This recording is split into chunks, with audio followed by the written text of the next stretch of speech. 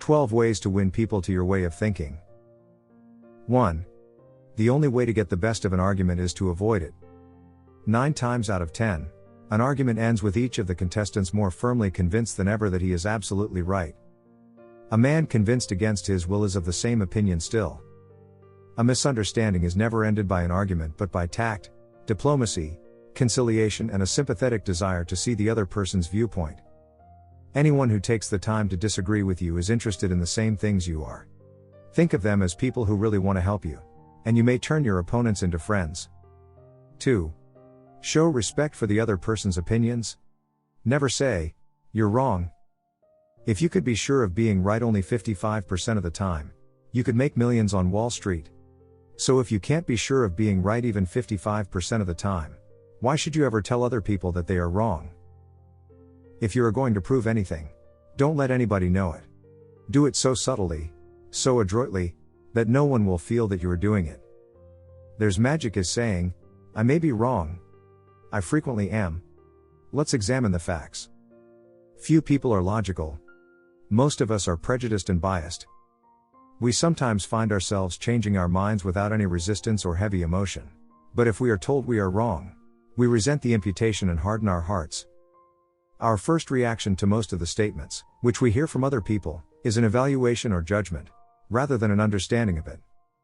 Nothing good is accomplished by telling a person straight out that he or she is wrong.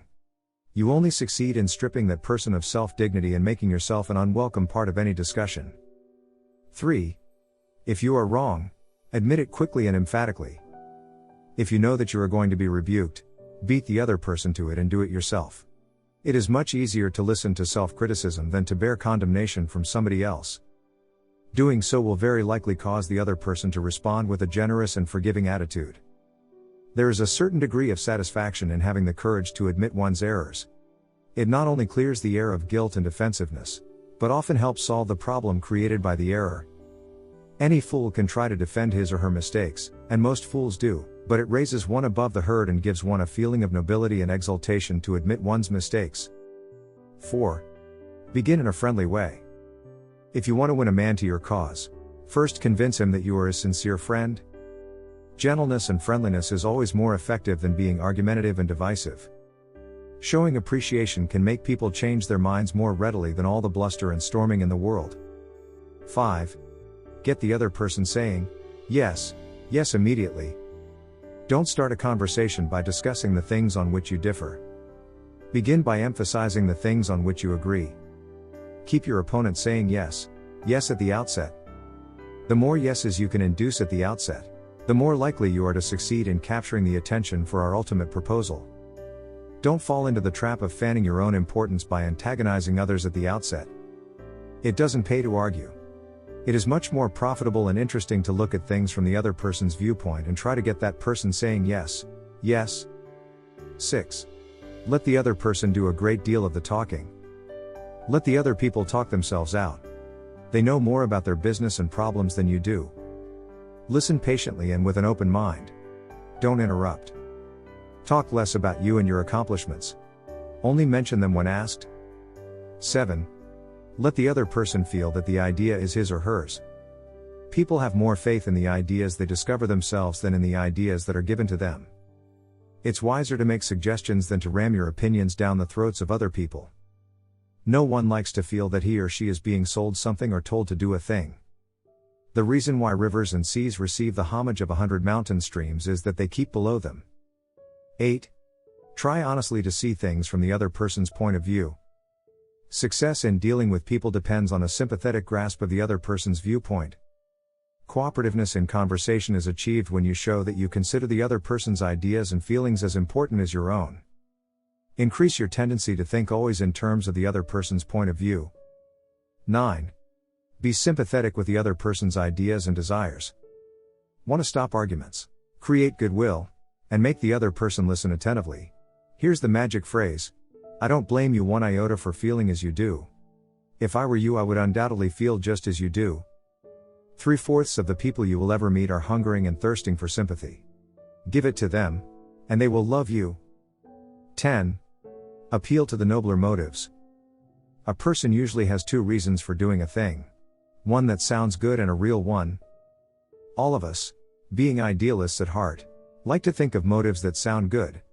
So in order to change people, appeal to their nobler motives. Most people are honest and want to pay their debts. The exception to that rule is comparatively few. 11. Dramatize your ideas. Merely stating the truth isn't enough. The truth has to be made vivid, interesting, and dramatic. You have to use showmanship. 12. Throw down a challenge. The one major factor that motivates people is the work itself. If the work is exciting and interesting, people look forward to doing a good job. Every successful person loves the game. The chance for self-expression. The desire to excel. The desire for a feeling of importance. Be a leader. 9 principles for how to change people without giving offense or arousing resentment. 1. Begin with praise and honest appreciation. A barber lathers a man before he shaves him. It is always easier to listen to unpleasant things after we have heard some praise of our good points. 2. Call attention to people's mistakes indirectly. Begin with praise. Then transition to a subtle criticism by using the word and instead of but. Calling attention to one's mistakes indirectly works wonders with sensitive people who may resent bitterly any direct criticism. 3. Talk about your own mistakes before criticizing the other person.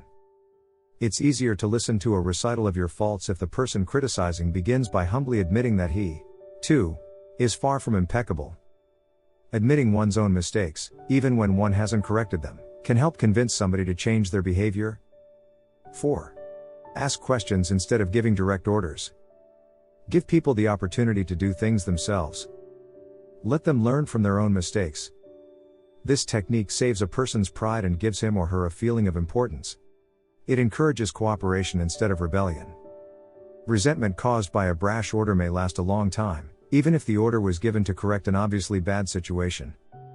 Asking questions not only makes an order more palatable, it often stimulates the creativity of the persons whom you ask. People are more likely to accept an order if they have had a part in the decision that caused the order to be issued. 5. Let the other person save face. We ride roughshod over the feelings of others, getting our own way, finding fault, issuing threats, criticizing a child or an employee in front of others, without even considering the hurt to the other person's pride. A genuine understanding of the other person's attitude would go so far toward alleviating the sting. 6. Praise the slightest improvement and praise every improvement. Be hearty in your approbation and lavish in your praise.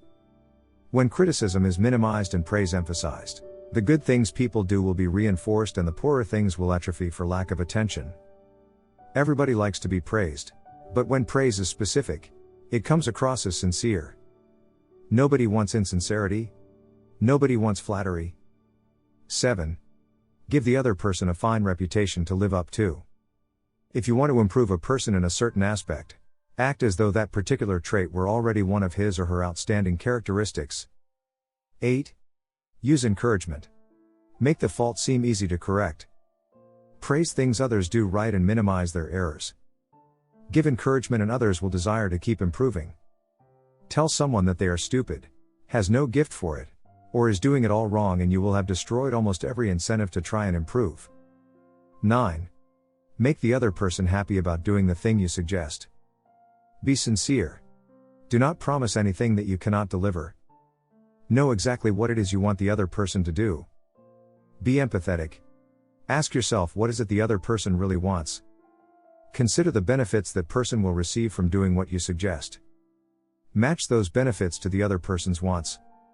When you make your request, put it in a form that will convey to the other person the idea that he personally will benefit.